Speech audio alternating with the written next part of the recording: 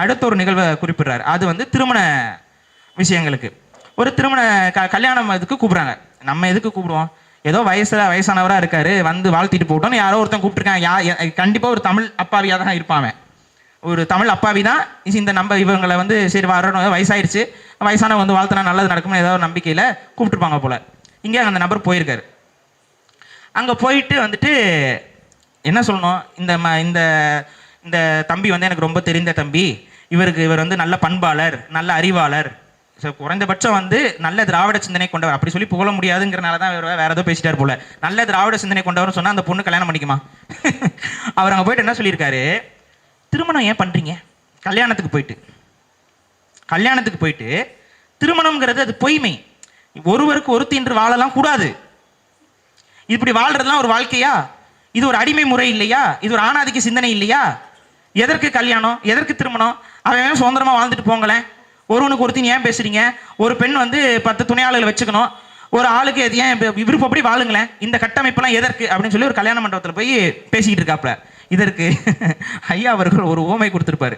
அது எந்த நகைச்சுவை நடிகர் நான் மறந்துட்டேன், கவுண்டமணியா தெரியல, வடிவேலாண்ட. அவங்களும் இதே மாதிரி ஒரு கல்யாணத்துக்கு, யாரு வடிவேல் தான், வடிவேல் ஒரு கல்யாணத்துக்கு கூப்பிட்டு, அநேகமாக இந்த நிகழ்வை மனசுல வச்சு தான் அதை எடுத்திருப்பாங்கன்னு நினைக்கிறேன்.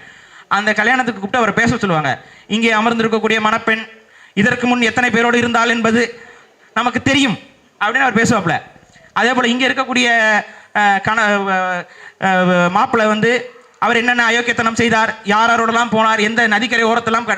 நதிக்கரை ஓரத்தில் இப்ப புரிஞ்சிருச்சுங்கய்யா, இப்ப புரிஞ்சிருச்சு.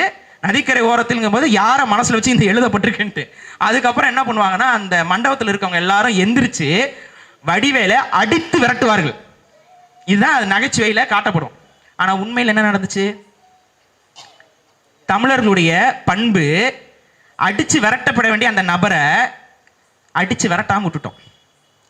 ஆனா உண்மையில நம்ம என்ன செஞ்சிருக்கணும்? ஏண்டா கல்யாணத்துக்கு வந்து வாழ்த்து சொல்ல வருவேன்னு பார்த்தா என்னடா அசிங்கமா பேசிக்கிட்டு இருக்கேன்னு சொல்லி 2 விளக்கமாறு எடுத்து கொண்டு போய் அடிச்சிருந்தா இன்னைக்கு இந்த நிலைமை வந்திருக்குமா? இந்த பிம்பம் நமது தலைமையில் கட்டப்பட்டு இருக்குமா?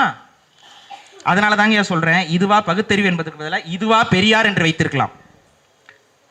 இதுதான் அந்த நபருடைய வாழ்க்கைக்கு.